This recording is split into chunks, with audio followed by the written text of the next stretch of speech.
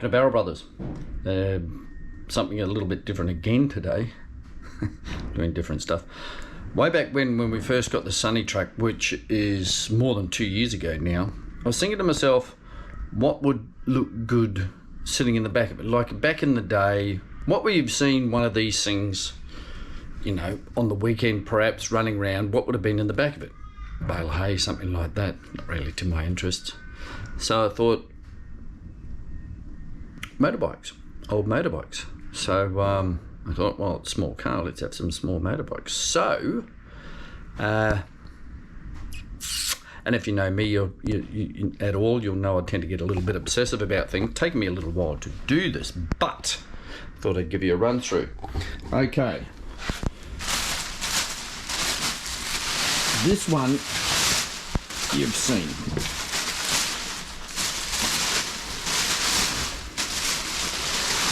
That's the Dixon, but these ones you haven't.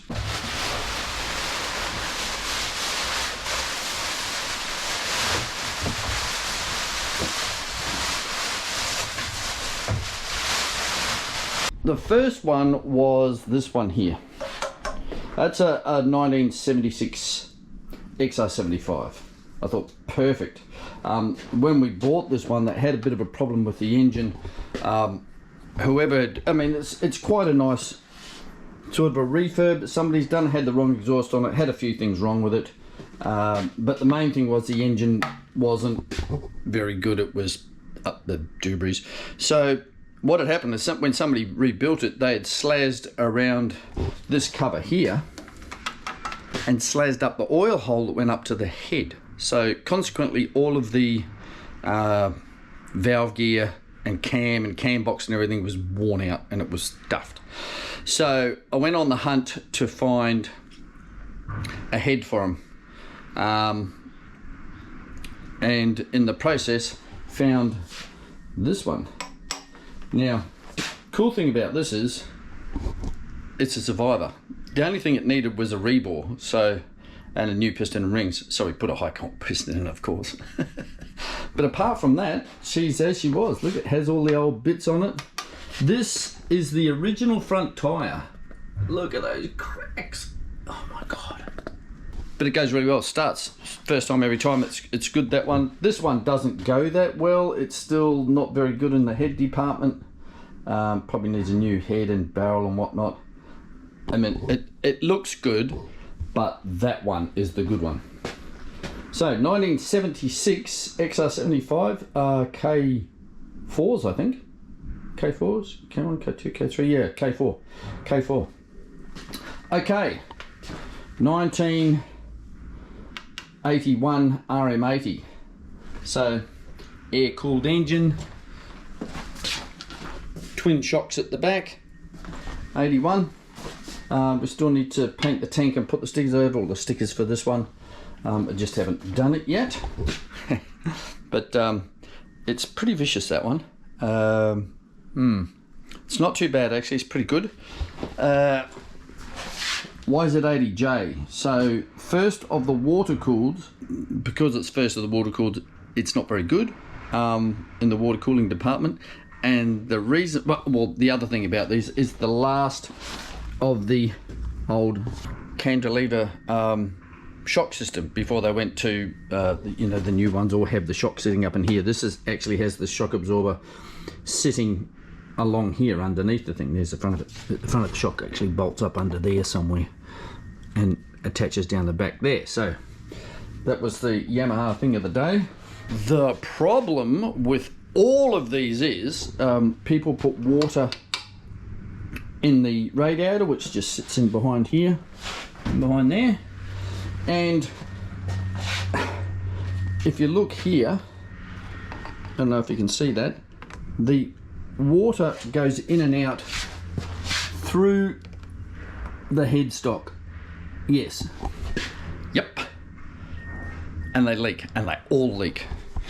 So have a look here. So there's the water from the pump through the headstock, and that goes to the radiator. I've put a new guts in it that we welded up and got all going, but it still leaks. It wasn't working at all when I first got it. This was basically full of rust and garbage. It still goes pretty well, but yeah, it's I don't ride it for a long time because, well, because it leaks, and you know, it's missing a few bits and pieces, but she's pretty good. The old YZ80J. People love them. I've got another one that's in pieces that I quite like. I can show you some pieces thereof. There it is there. It's a 1978 RM80. I quite like that one. When I bought it, it was running not very well. It had the wrong piston in it. It's getting the engine rebuilt at the moment. But I like it because it's vicious. It probably has the same power as these guys, or almost as much power as these guys, but being the earlier bike, the delivery is like, you have to lean over. For an 80, it's got some power, and it delivers it like nothing, everything. So as they got later, and the later these bikes get, not the XRs. The XRs are basically a little farm bike. They're not really. These are proper motocrossers. They're like serious. These are just, well, they're cool. That's why we've got them. But as they got later, they with porting what on these two strokes, they got them to run smoother. Same sort of power delivery, but instead of your dyno graph going, it built up the bottom end, so they were a lot easier to ride. They delivered their power better, but that little 78 is just wicked. So why am I showing you all this? Well, we've got a little bit of work to do. I want to try and get this one going again. It hasn't run a little while. These guys have been sitting here for a little while. Fuels these days aren't like back in the old leaded days, so they go off pretty quick, so we need to clean some stuff out. And the Dixon has stopped running. I need to put some fuel in it and sort of fix some stuff up and try and get that going as well. But today's job, I might just take that over with me. Today's job is to finish off another one that we have. Here she is. It's a 1983 CR80, which are quite rare. So this was pretty much a basket case when we got it. There's a few parts that we couldn't get, so we had to replace a few things with some aftermarket, notably the exhaust. I still had the original exhaust, but it was broken into about 1 million pieces, so we got a nice DG power pipe for it. What amazes me about these old motocrossers is that they survived it all. They were given to kids who didn't look after them, and two-strokes aren't known for their longevity. And then they got, after the, you know, basically they wanted the new one and the new one and the new one. It's from 1983, would you believe? It's older than my car. The Sunny Truck is an 85. This thing's an 83. So it's amazing that it's actually still here. Still needs some stuff, but it's actually a runner now. But we've got a job to do today, and that is that it's had a problem with the rear shock. Basically, shocks are made up of a couple of things: a spring and a damper. And the problem with this is it was a spring with a tube, so it just, if you hooked onto the brakes, it kind of tried to throw you off. I had a mate of mine rebuild the shock for us, and it's over here on the bench. And our job today is put it in, and then probably go up to the servo and get some fuel for it. These are a fuel oil mixture, so like your two-stroke lawnmower, basically, with a freaking hell of a lot more power. She looks pretty good, doesn't she? I have the same sort of deal with my cars. I don't like doing up stuff so it's perfect and immaculate, because I like them to look used, and this looked a hell of a lot worse than that when I got it. It was just a mess. I've actually got a seat cover to go on it too, but you'll see that I've had to do some repairs. There's stuff you just cannot get for these. So I've cleaned it all up, but I want it to look like it's been used. You know, the thing is, and with cars, people ask me about the Sunny Truck all the time, you know, when you're going to fix the dent and the crappy paint and the rust paint. If you do all that, it's nice and straight and it's got immaculate paint, you can't drive it. Same as this, you know, let's have a little bit of mud on the tyres. Let's have a little bit of oil where the chain was. I've got to get the where the chain runs onto. There's supposed to be a block that sits in there where it runs across the top of the swing arm, but yeah, I don't have that. Yeah, so there's no point in making them really good, because then you can't use them. But you know, having said that, this was basically chalky pink when I got it, so put a lot of work in to get it to looking how it is. It's by no means perfect, and I don't want it perfect, but and I was talking about the water system on the Yamaha over next door. This one, it's a lot smarter, see? It just sits in there, and then your water pump's basically in the same place and down through the head, carby and whatnot. Alright, let's get stuck in and put the shock in. When we first got this one, it didn't have an air filter in it. I didn't know how long it'd be running like that. I found an air filter, but I forgot to get the oil for it. So it's got an air filter at the moment. I haven't really been riding it. As you can see, that's the original part. This is a piece that I had to make up for it, because that one was broken off, and you can't get these seats. You just can't.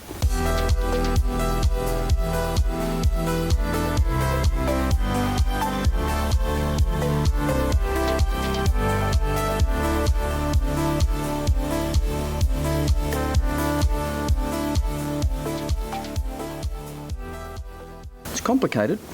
I know I had troubles putting it in, so what I took is the original. This is the original shock absorber out of it. So I found another guy who had bits and pieces lying around, one of these, and got a few bits and pieces of him. When I first got this, it had this shock with no damping, but it didn't have these linkages here. So I was able to get those linkages and another shock off a gentleman that, because I thought, like, if I'm going to reco a shock absorber, I might as well do the original off the bike. So I've got two of them now. That one's just, as I said, a spring and a tube. It's hopeless. It's a lot more preload round onto that one. I don't know, that one hasn't been, it's basically all of the preload wound onto that one. So these were known for being quite soft in the suspension, so for fatties like me, it's probably quite good. The other thing about all these old motocrosses is none of them have a bloody stand on them, which is frustrating. Apparently for racing, you had to take the stand off, so people took them off and threw them away, and now I reckon I could go into business making stands for old motocrosses, because they're becoming quite popular. Okay, so the suspension, this linkage system works in a couple of ways. We've got this little T-bone shaped part, sort of, I suppose, and then you've got this link under here, and you've got this mount here.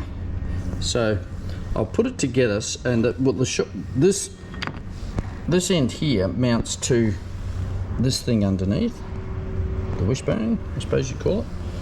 This bit here mounts to the swing arm, and the shock goes to this part here. I'll put it all in loosely and move it so you can see how it all works. Here it is, all in place. So you can see it's down the bottom there. This one moves and this one moves. So the problem was with back in the olden days, when they had a shock absorber that was straight up and down like this.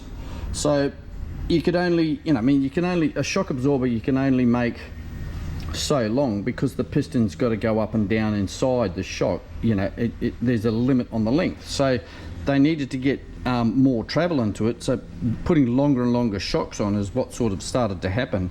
And then they still needed, they got to the limit of that, so they started leaning the shocks forward like this, and that's where you saw sort of over on the RM80 next door, the 81, it had shocks that were basically at that angle.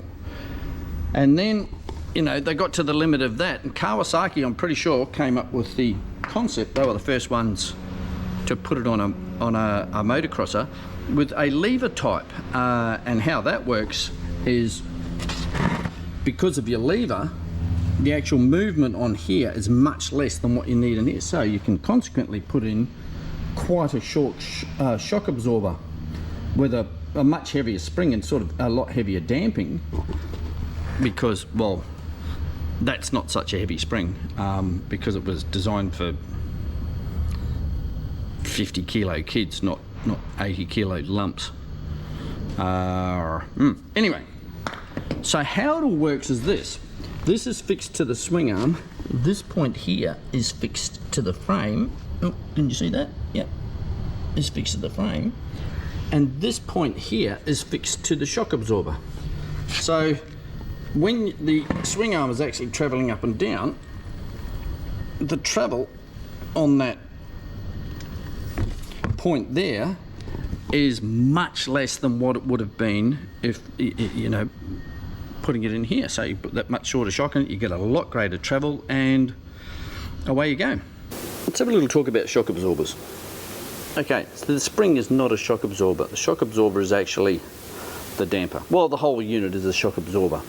So winding up, if your spring is like this one, see the gaps are all the same all the way down. This is a linear spring. Winding up your preload does not make the shock stiffer. Doesn't work. How shock absorbers work is you have a spring, which is the actual shock absorber, and then you have the damper, which stops the oscillation afterwards. All right, I can show you on that other spring by riding up and down the road, but I don't want to die. Okay, so how it works is you hit a bump, the spring compresses. If it's not damped, you know what springs do? Boing, boing, boing, boing, boing, boing. That's the problem.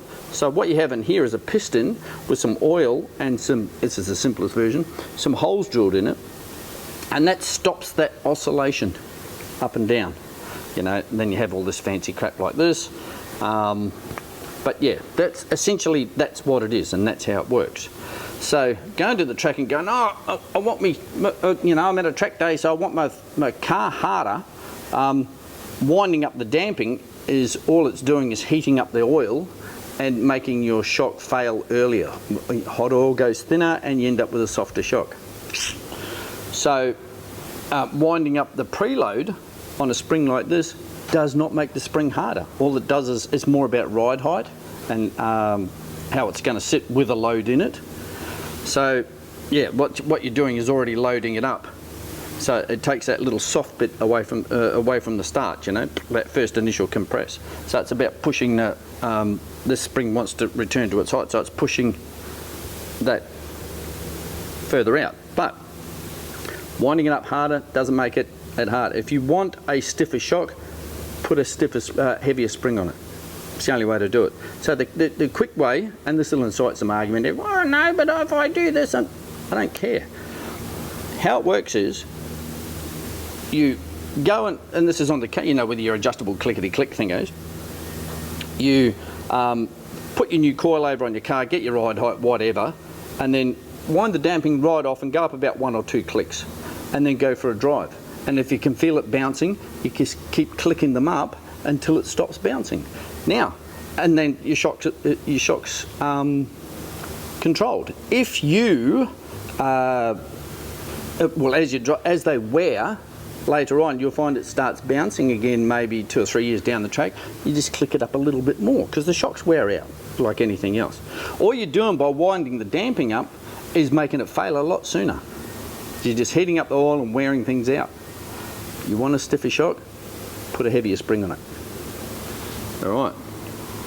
Now I've pissed a few people off. Let's get this thing in here. You have no idea how many times I've had that argument. Of course, this one's a bit longer than the old one because it's just a bit longer than the old one. Perhaps I shouldn't have wound all that preload onto it. Cue sometime later. Now that I'm back here again, I'm remembering how I did it last time, which was like this. Get it jacked up and then you use the jack, or get it up on there, use the jack to go up and down to get everything lined up.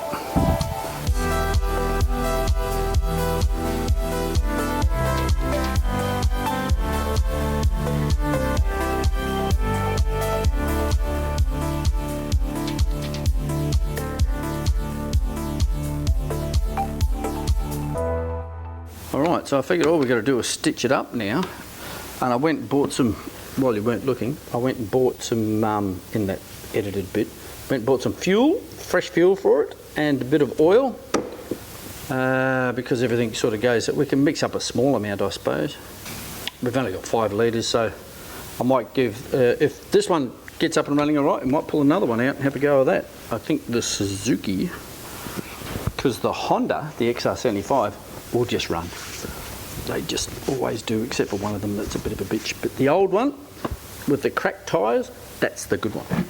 It always starts. The tricky part with these seats is it's got 2 hooks. So you've got this one here that goes into this bolt here, and then you've got this one here in the middle that goes in under here. But you can't, this has got to, see, that's really flexible, and it's really flexible for a reason.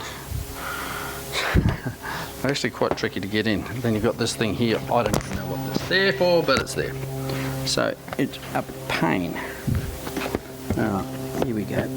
As I said, this is far from finished. It's just still missing quite a lot of it. Like there's a chain tensioner missing, I can't find it anywhere in lay world. Well, we've mucked something up. Cubby needs a clean anyway because it's hasn't had any fuel. It'll be full of oil. So I might just pop that up and do a quick clean. They're pretty simple things these. Basically just blow the jets out and get some fresh fuel in it and we should be good to go. Okay boys and girls, so I fixed up, we had a leaking fuel tap, so I fixed that and then took the carby off, and I'm going to show you what the problem with modern day fuels is.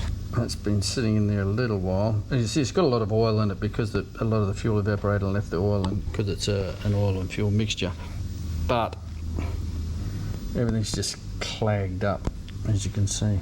We need to give this a good clean and then we might be ready to have a go. We fixed up the leaky tap. Oh, still got a little bit of dribble there, not as bad as it was though. Put about 1 litre of fuel into it. I think it's the O-ring in between here. I had a look at it. I didn't have any O-rings the same size. Well, it's not really an O-ring, it's like a square shape. But it's either that or this, the actual tap itself is leaking. So then you can't take this, that's actually riveted together. So I'd say the old O-ring's probably toast. It's doing pretty well. It's 30 what? 83, 93, 2003, 2013. 38 years old. It's almost older than me. We haven't got any leaks out down the bottom there, so we might, yeah, there's definitely leaking up the top there. So we'll have to drain the fuel after we finish, but we'll get it outside and give it a kick in the guts and see if it goes. These are a bit of a tricky thing to kick over, just where the starter is. I think I'm better wash my hands too. Just where the starter is, it doesn't give you a good swing, so if we get this one up and running, I think I might pull the Suzuki out. We'll see if we can get that one going as well. Let's see what happens.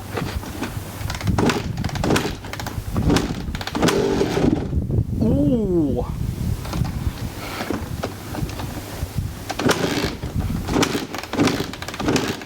See what I mean about that Kickstarter? It's like, it's right there. It's trying. Try 2 clicks on the choke.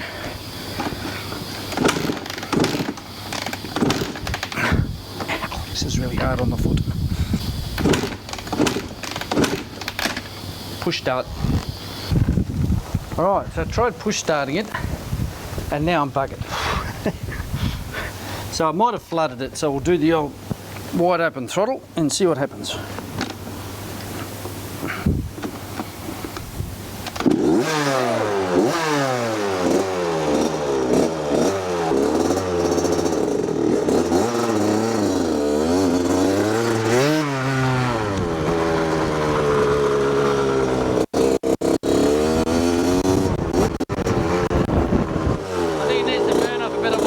It's all sort of doing here, it's been less leak down into the engine, so it's probably full of oil too. He's running.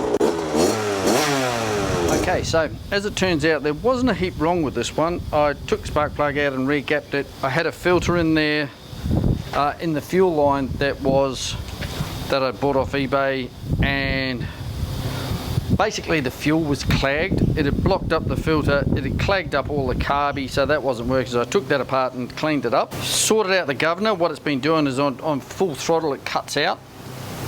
So if we go 3/4, like, well, 3/4 throttle, there about, a bit more than that, 4/5 throttle, it doesn't cut out at the top. So took for a little ride around and it consequently tried to kill me, which it does because it's massively overpowered. Last time I put this up, actually, somebody put in the comments, like, this is history. This is a Dexon Terra.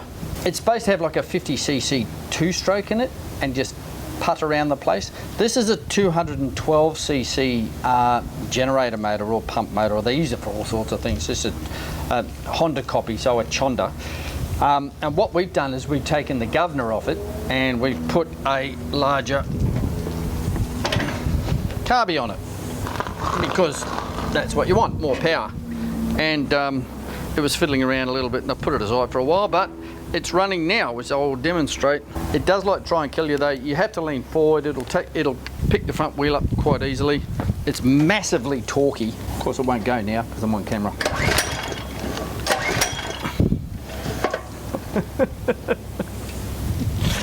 Cut.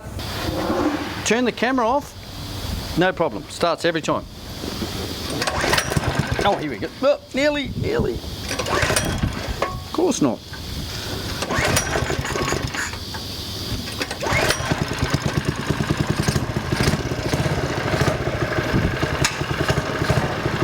Take my glasses off in case of cricket. Go.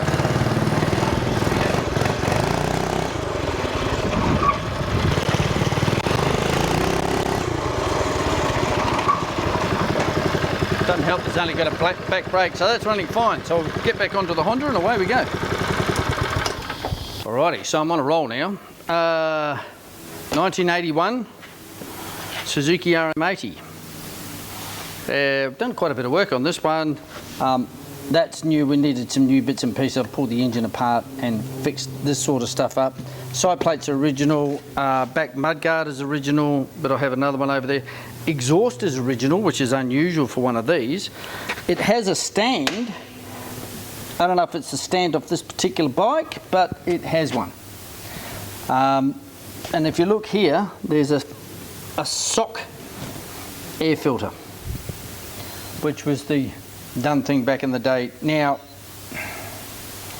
to try and find stuff for these old bikes from 1981, this is 40 years old, this thing, and it's got just as much power as that thing, the Honda.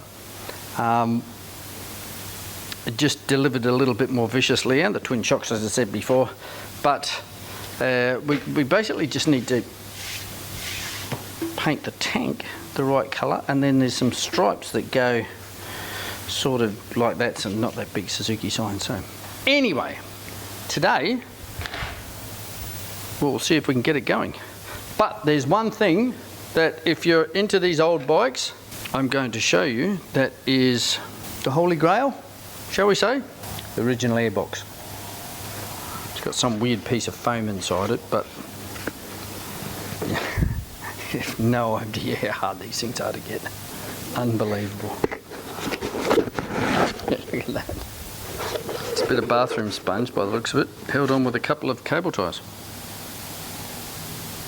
Anyway, so that means seat off and whatnot. We've got to get down to inside here, side covers off and whatnot, and see if we can fit this thing. I haven't found an actual filter for it yet. Or I might have, but it could be around somewhere, I'm not sure. I just want to see if I can get it in there. So this has a curious in the carby. There's your, like, everything's up the other way of course, but there is the like there's the needle that lets the fuel in that thing there, and these are the thing. This is the thing that pops up and down, and it's a little bit bent anyway. So the problem was, and it has a curious float arrangement, as it has two separate floats that ride up and down on these pins here, and then those little rods at the end of them push this thing up, and that meters the fuel, lets the fuel in and out. Okay, so if you put them in upside down, it's not going to let any fuel in.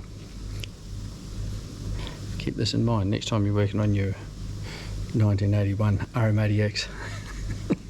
We're basically in the same situation again, except that today is actually Monday. I went back and looked through the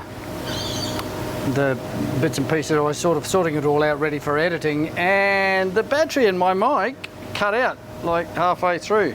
The annoying thing was that I came out here and said that previously what we've been doing was starting the bikes up, going great, turn them off again, come out and, and try and start them up on camera, and every bloody time I did that,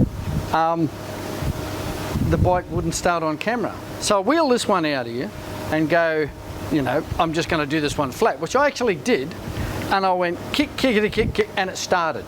And like it went bing, mic cuts out, silence. See if the motorcycle psychology works.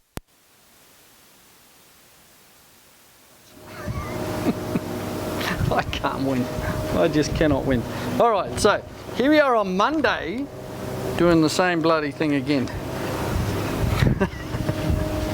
Just my luck. You watch, it won't frickin' start. It just won't.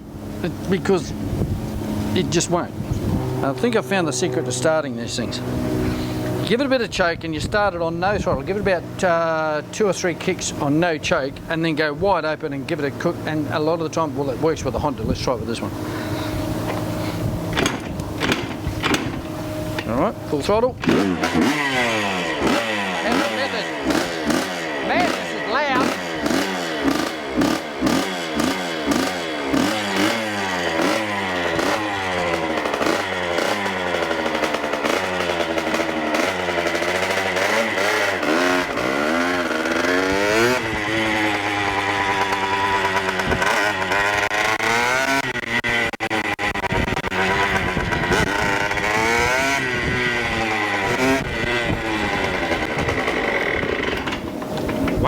Those brakes really don't work.